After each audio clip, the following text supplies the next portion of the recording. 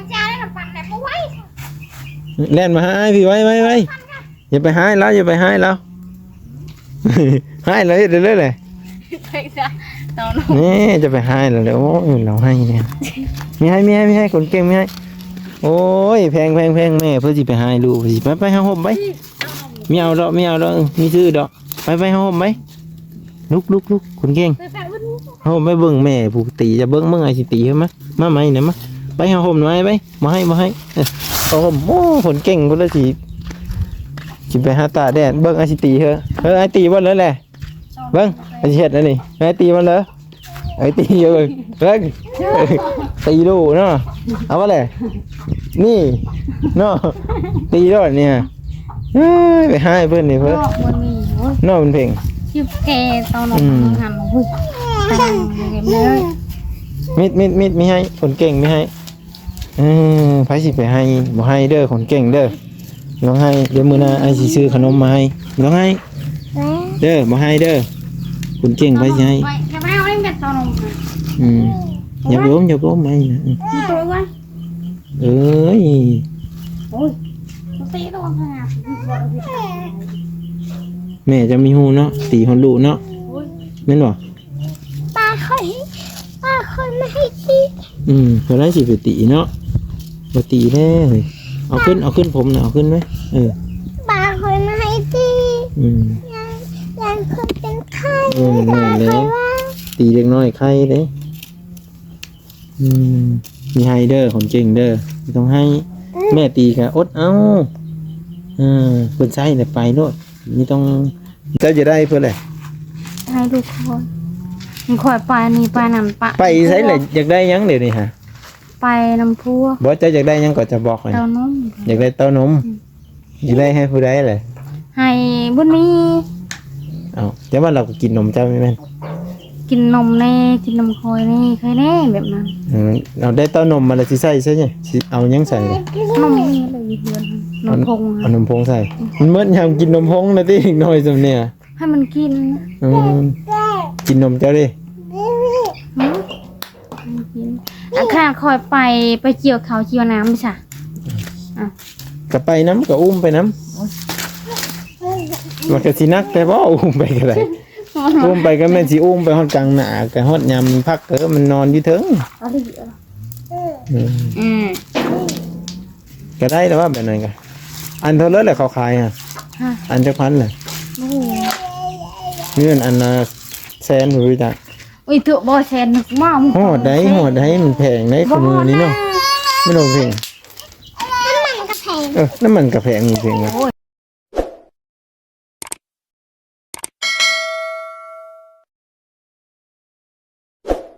อย่าไปเช่นนี่ฮะโอ้ยไปนำแน่อันนี้กับผู้บ่าวคือกันหิมะไปนำแน่โอ้ยจะไปนำผู้สาวอันเซอร์ซีตับมูหนะป้าอย่าไปนำผู้สาวผู้ถือตุกน้ำผู้นะผู้ทางลังผู้นะแม่นนะแม่นบ่เว้าในแม่สิไปนำนี่ไปนำดีกว่าสาวตุ้ยก็ได้เดี๋ยวพากันไปเสื้อแหละนี่ฮะพักยังโอ้ยจะไปนำเดียวว่ะเธอไปนำเดียวที่ไก่บ่แหละ ไก่บ่ป้าไก่บ่แหละโอ้ยจะไปนำเดียวเนาะสาวตุ้ยอ๋อไปตำตัวไหมสิมันมีบ่ผักกระเดาฮะสาวตุ้ยโอ้ยไปนำดีกว่าย่างก็ยังหันหลังจะคอยเนาะตายหาได้แบบนี้สาวตุ้ยย่างกับปินนาจะคอยในตีโอ้ยย่างกับปินหลังจะคอยเนาะย่างกับปินนาเสื้อในตีเบิ่งบุญเพ่งก็ตั้งเจอเบิ่งหยอกสาวกี่หนึ่งนี่ก็ได้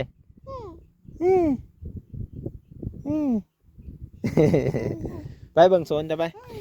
เห็นแล้วหอดเสือแล้วสลอยมาแต่เมื่ออื่นคือสิได้ในพักตัวที่นี่เนาะ จะว่าโอ้ยก็เชื่อมาเลย เสือมากับเบิ่งโซนเลยเนาะโซนไก่ย่างผ่านอยู่กับมีเป็นตามาแล้วเป็นไก่ย่างผ่านมันก็ไม่ได้หรอกว่าสลอย ไม่ได้แล้วตะเก็บ มากระโดด ไหนอ่ะ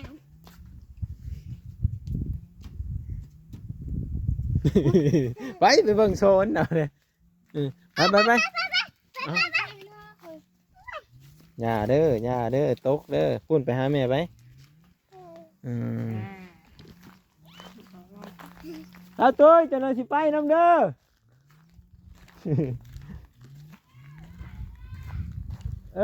ถ่ายอยู่หันแล้วขี่รถน้ำข่อยที่เจ้าหันเจ้าขี่รถน้ำข่อยเด้อ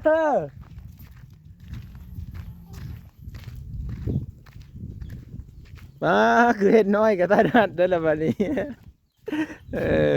เฮ็ดพอแต่ได้ปลูกพักบ่บัดนี้บ่ พอได้ปกครับ สั่งหมูเข้าบ่ แล้วหมูเฮาหมุนมาแล้วเนาะ เขาเฮ็ดเท่ๆ ว้าตัวเปรียวว่าสลอยเฮ็ดนี่คักเลยนะนี่เฮ็ดนานพักน้อยๆเนาะสลอยเนาะโอ้ยโหก็คือมีซึ่งแท้นี่สลอยคือบ่ซึ่งเลยเฮ็ดไปนี่เลยบ่ได้บ่นี่นี่เฮ็ดซื้อมานี่เลย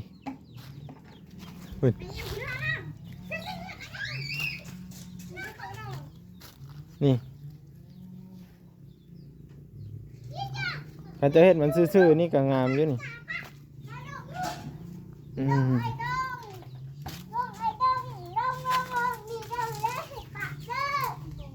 ก็คือหนึ่งเข้าตะเวนแทนแล้วหรือบ่นี่ฮะตัวเป็นแม่สีเรือนที่ดีตัวพ่อใหญ่เกิ้งก็เคยย่องอยู่ว่าตั้งแต่เอากันมาถามไปเลยตั้งแต่เอากันมาพ่อใหญ่เกิ้งก็ย่องบอกขยำเฮ็ดเวเฮ็ดงานนี่หรือว่าไม่ย่องเลย น้องเลย อย่าว่าอันเอากันมาแล้วก็แบบเมดุเมมันแล้วโอ้ยเมียกูคือมาดุแท้ว่าสิเคยเว้าอยู่บ่ บ่เคยว่า เจ้าได้เคยเว้าอยู่ว่ายามผัวหาอยู่หากินมาได้หาปลาคอใหญ่มาโอ้ยผัวกูคือดุแท้ว่าสิไม่ได้เว้าเลยนะบ่สิเจ้านึ่งเข้าตั้งแต่บ่ายโมงเนาะยอมใจเลยนี่ก็คือนึ่งไหวแท้ซะเลย ไว้แล้ว ขี้คันนึ่งยามค่ำ แม่นมันกี่ค่ะ ขี้คันเด้เอาไว้เฮ็ดเวียกหลายอันเนาะบ่แม่นขี้คันดอกเฮ็ดเวียกหลายอันเจ้าก็ไปเฮ็ดหัวบัดสิเนาะแม่นแล้วมื้อนี้คือสิบ่แล้วก็ยังน้อยนึงล่ะขุดหัวนี่ขุดให้มันเพียงๆแน่ล่ะหัวก็ได้ขุดให้มันแบบใหญ่ๆเพียงๆก็โอเคอยู่ได้อันนั้นเดี๋ยวหัวพ่อนุชบอกให้เพิ่นมางแล้วก็แล้วบ่ พอนุดเอาแล้วนั่น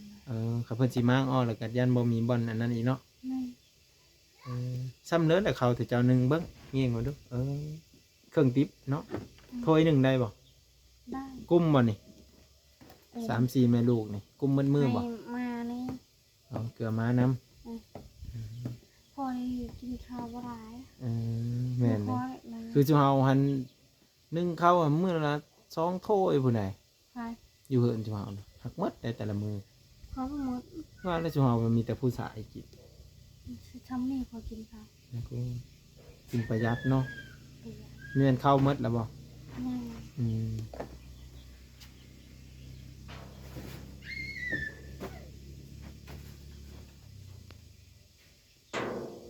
ัง นึ่งข้าวแต่แบ่งแต่เว้นเนาะดีแล้วเฮ็ดอยู่เฮ็ดกินไว้แต่เว้นหมดแล้วบ่น้ำกิน ยัง อย่าว่าน้ำกินหมดเลยเนาะก็คือ เป็นเห็ดโหเห็ดแค่ไปพี่น้องเอาบัดเจ้าสิมัดโหเจ้าสิมัดเลยแล้วมันโก่งเหมือนซั่นน่ะ ใช่ แน่นหลักโหจ้ะนะมันโค้งเลย พอผูกเขาชีเฮ็ดเองพอเฮ็ดมาเอา อันนี้นะ ผูกเขาเฮ็ดเอง โพเจ้าสิขุดเองบ่บัดนี้ อันนี้เดี๋ยวโพเจ้าบ่ขุด คอย เดี๋ยวเจ้าขุดก็ยังได้สำนั้นเดี๋ยวโพว่าสิเฮ็ดเองบัดนี้มีเฮ็ด มันว่าไปทางแล้วมันชีเฮ็ดให้ เนี่ยก็ดีเลยนะเห็นบอกเราก็จบได้แหละสำหรับ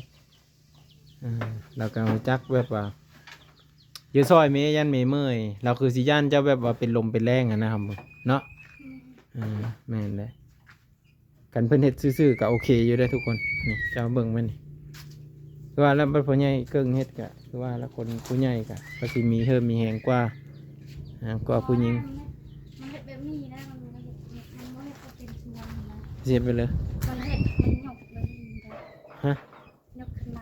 ขึ้น เอาสิขึ้นไปปิดเอาอยู่ถึงหลังคาพูโอ้โตสิเอาไม้มาช่วยแล้วมาเฮ็ดแหละ ตายครับ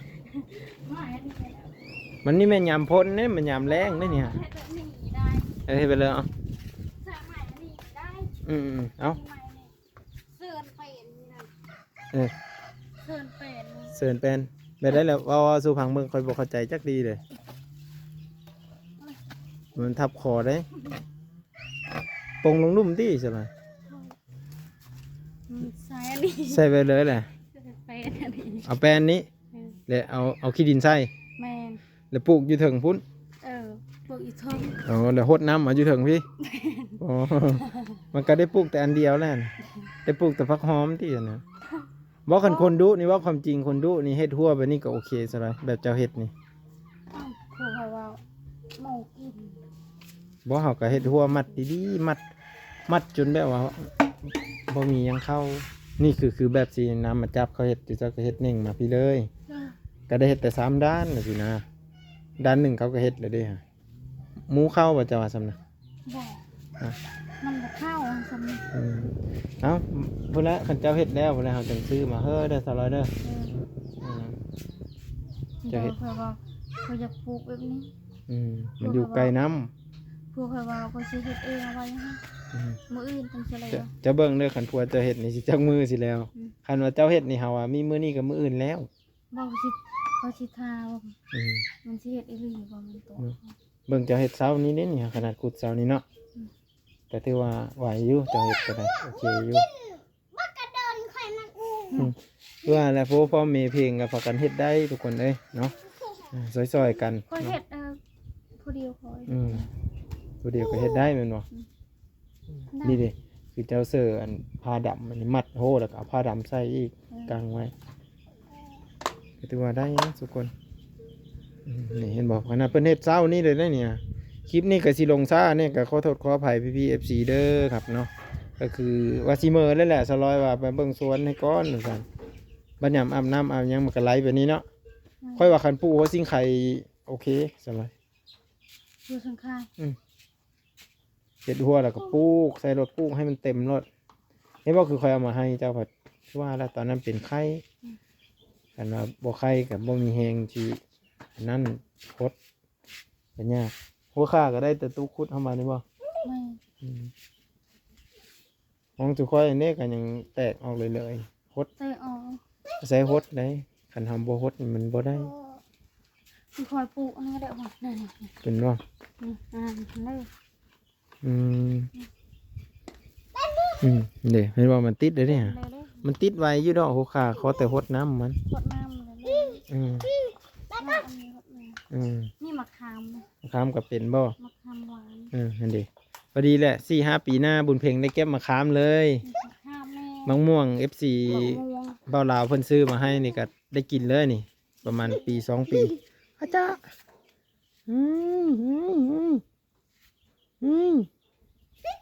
ยืนเฮ็ดเว้ยนะเอาล้ม ได้บ่เตอเลยมาหากิน อยากแหน่เจ้านั้นเราย่างพลุดมาแล้วนี่เจ้าห้องหน้าเรานี่เรามาเลยเด้บ่คันแบบผัวไปหากินแล้วเมียของข้าอยู่เหือนนี่บ่ได้ได้ของกินนี่ ได้ ได้บ่จ้ะวะเดี๋ยวมื้อนี่สิมาถามเลยได้บ่กระป๋อม ได้ เบิ่งเนาะอาจสิได้จักโต นี่เจ้าของคุณ เอ้าบ่ได้ไหวได้กันอยู่กองมันว่ะเฮ็ดเอ้ยลูกเลย ตัวที่เจ้า อายุไม่เจ็ด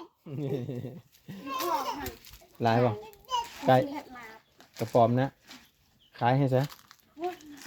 ก็ชีเห็ดลาบ ตัวพันตัวหนึ่งตัวละพันขายให้ซะ ว้าว เอ้าเป็นยังไงจักโตเลย นี่แหละมันเพิ่ง เบิ้งไปเอาเบิ้งด้วยบุญเพ่ง เอานี่ดอนละแก เอาลูกดิ ขายสินะบุญเพ่งขายให้ไอ้ใช่ไอ้ก็อยากกินกระป๋อมคือกันพอดีสลายขายสินะ เนาะ โอ้พอได้กินนะ ขาย ละลาย อุ้ยยานได้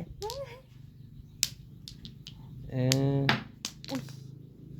ได้กระป๋อมเนาะเพิ่นไปหามาแต่เฮิงแล้วบ่เพิ่นไปหามาแต่เช้านี่นั่นเดียว เจ้าก็กินให้บอกกระป๋อมพิษกรรมนะสลาย โอ้ค่อยกินแล้ว โอ้ยมันกินบ่ได้พิษกรรม ค่อยกินอะไรตอนเพลนเลยกินหนก ผู้ชายตาหาว างเด้อพี่ต่ำเด้อพี่ต่ำเด้อ ตามอัน มันเที่ยงพวกมีบ้ามาปะ ผู้คอยได้3 อันไปหาอันนั้นนกมันสิไปหานกช่ำนี่ มันไปบ่คันใคร ใหญ่ ประเดี๋ยวอะไรล่ะ ใช้เบิ้งบ่ได้หลาย ที่เขา เบิ้งมา เกือบให้ไป มาใคร อยู่ มาใครไอ้เบิ้งด้วยเลย วันนั้นนี่ไม่อยากเอาเพิ่มในจ้าว่า ใส่เลย เป็นบ โอ้ อก ยคือตัวน้อยแท้มันกัดตาได้เอ้าตายเข้ามานี่กระป๋อมปล่อยได้บ่นี่เอาลงได้บ่เอามันสิแล่นนี่ซิเลย บ่นั่นน่ะมันไปลูก เออจับปั๊บ มันกลับ เอา มาเลย อย่าจับมันกัดมันเองมันกัดก็เลยเสียดนั่นเลยแหละ ยาจ้า อัดไว้ได้4-5ตัวเนาะขายตัวละ1,000เนี่ยฮะซื้อวุ้นก็ได้แล้วก็วุ้นเย็นๆมันแห้ง คู่เขาบอกไปหาหมดได้คู่ แลกกับวุ้น ไปแล้วบ่ พอได้ซื้อบุญ ใช้นี่ค่าน้ำแน่หน่อยก็ได้ซื้อแต่วุ้นนะ น้องเองเนาะเออ เงินในยี่ครัวแล้ว ดีแล้วให้โฟเก็บกำไว้โฟหากับโฟเก็บมีหากับโฟเก็บเนาะแต่กี้เจ้าบ่ฮู้จักเงินเลยบ่ซะร้อยตอนเอาเข้าไปถ่ายเจ้าทำอิฐนะ ไม่รู้ ไป2,000ก็บ่ฮู้จักเลยเนาะตอนนั้นเนาะ 2,000เขารู้ แต่ว่า 10,000 4,000นี่เริ่มบ่ฮู้แล้ว 5,000กีบ อืม 3,000 ใบซาวใบซาวใบ50บ่ฮู้เลย ใบ50 อืม ใบ2ใบ3 อืม 4 50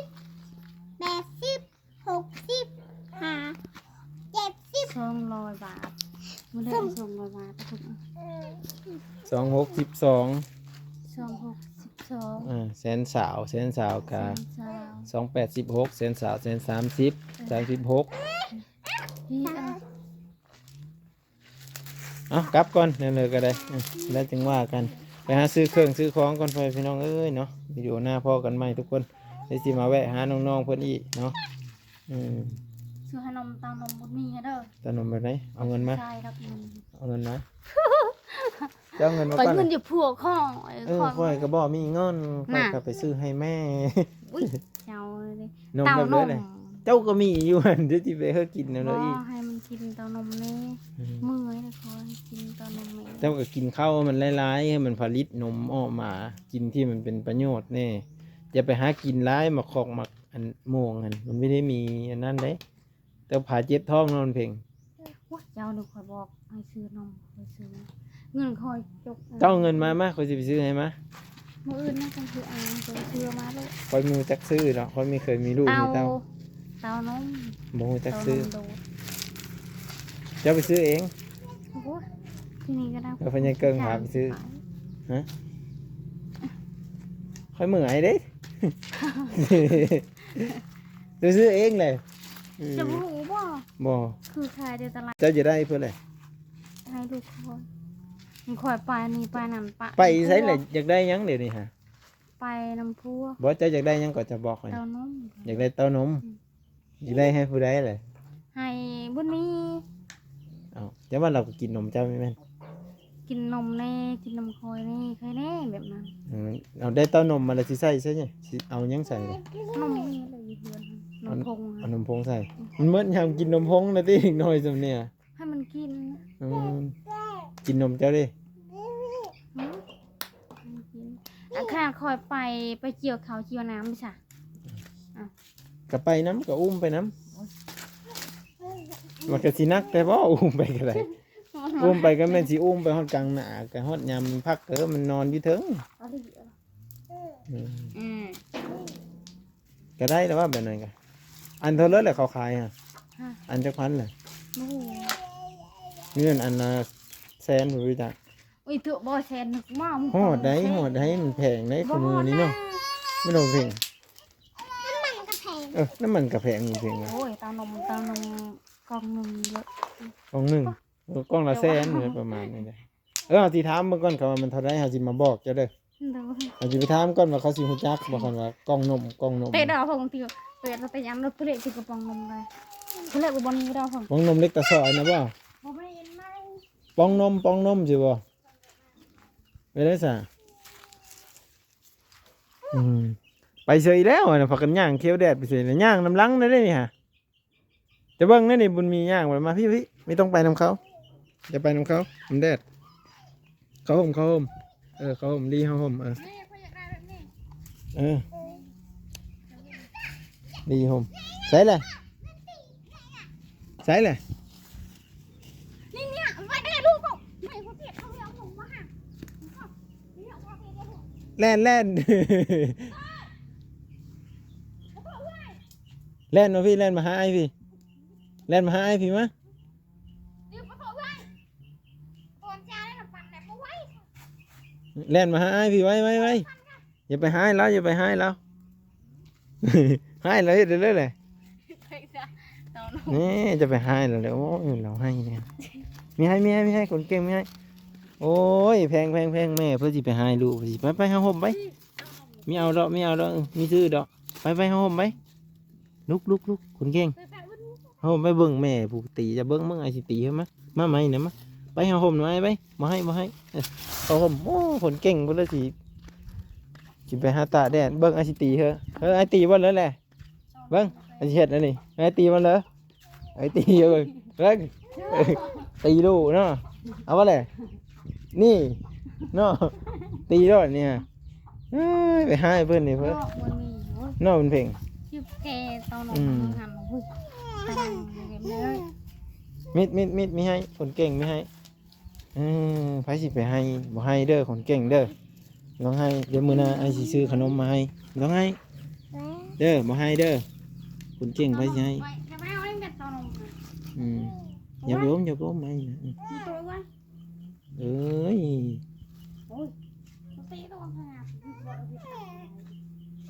แม่จะมีหูเนาะตีฮอนลูเนาะนั่นบ่ป้าเคยไม่ให้ตี เพิ่นได้สิไปตีเนาะบ่ตีแน่เฮ้ยเอาขึ้นผมน่ะเอาขึ้นไว้ป้าเคยไม่ให้ตียังเคยเป็นไข้แม่นแล้วตีเล็กน้อยไข้เด้มีให้เด้อคนเก่งเด้อต้องให้แม่ตีก็อดเอาเพิ่นใช้แล้วไปโลดนี่ต้องนี่ดื้อเพิ่นใช้แล้วไปโลดอย่าให้เด้อไอ้หมามื้อหน้าสิเอาขนมมาตอนหรอกเอาห่มไหมนี่ก็ได้จะได้แม่ตีนี่เอาห่มไหมนี่เจ็บท้องอีแล้วนั่นแหละไปตีบุญมีฮันตีบุญเพ่งไงเขาห่มอันนี้ก็ได้พิมใช่เลยโอ้สำนีบ่เดี๋ยวสิเอามาแล้วเอานมผงเขากินมันแพงเลยเอาย่าแพงประมาณ100,000ก็ซื้อเลยเนาะสำนั้นบ่แพงเนาะก็ให้อยู่ที่ค่าน้ำเมืองน้ำมันแก้มาให้กับ10-20,000ครับช่วยยาเลยฮะเอาก็ให้10-20,000ก็สิเป็นยังเนาะก็ให้เนี่ยตี10-20,000เนี่ยไป100นั่นเงินบ้านจะบอกนี่ไปไหมนี่เลยมันคอยยาวเลยค่ะมันเป็นโง่กว่าเนาะมีให้เด้อแบบนี้เด้อใครแม่จะตีเด้อป๊บอย่ายืนเด้อยินบ่ไม่ต้องยืนให้เราตีเด้อแม่จะเป็นในหูเนี่ยเราตีจะหรือไงป๊บหรือเด้อยินบ่แล่นโลดเด้อไอ้บ่ฮะป๊บโลดเขาแล่นไม่ทันเจ้าน้อยอันแล่นโลดมีต้องอยู่กับเขาตีทีมหนูไม่ได้แล้วเนาะป๊บหรือเด้อตีลังกาแล่นรถเด้ออย่าไปอยู่ตาแดดเด้อนี่เนาะอย่าไปเขาตีถึงนะป๊บรถนั่นนี่บ่บาปนี่บ่เจ็บท้องนะจะได้โคนมแบบนี้เอาทั้งโคนบ่หรือเอาแต่กระป๋องมันนี่เอาทั้งหูให้แล้วมันชีดูดได้บ่บ่ได้กระปาดใส่เลยเนาะบ่เดี๋ยวมีกระปาดใส่เลย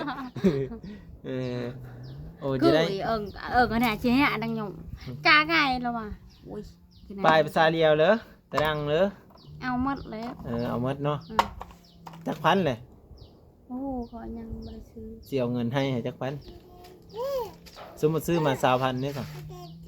บ่อยู่เฮือน ยืนอเดชเนี่ยมี มีบ่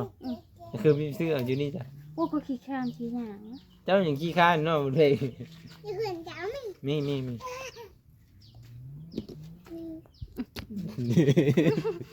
เดี๋ยวเบิ่งแม่เจ้านี่ดื้อแห่งก่อนเจ้าเพลงเลยไม่แซ่มาห้ามโลกเพลงเอามาไอซิตีมา ยืนอเดชนะ เอามาให้โลกไอซิตีอันนี้ ยืนอเดชอันมี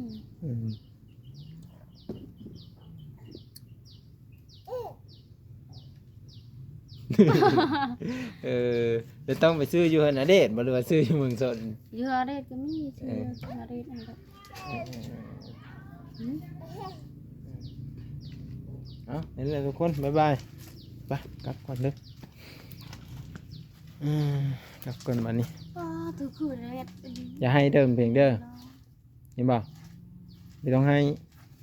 เขาจะตีแล้วเล่นป๊บรอด หากตัวตีตอนนั้นหาย เอ้าก็ให้เด็กน้อยมันยังมีฮู้จักป๊บจักเล่นเนาะมันสิป๊บไปเด้อบ๊ายบาย บอกว่า บ๊ายบาย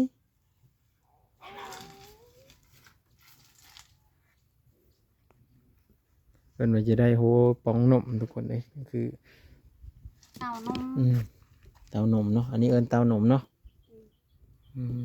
เอาหมดอันเลยหัวหางมัน มาดูดอันนี้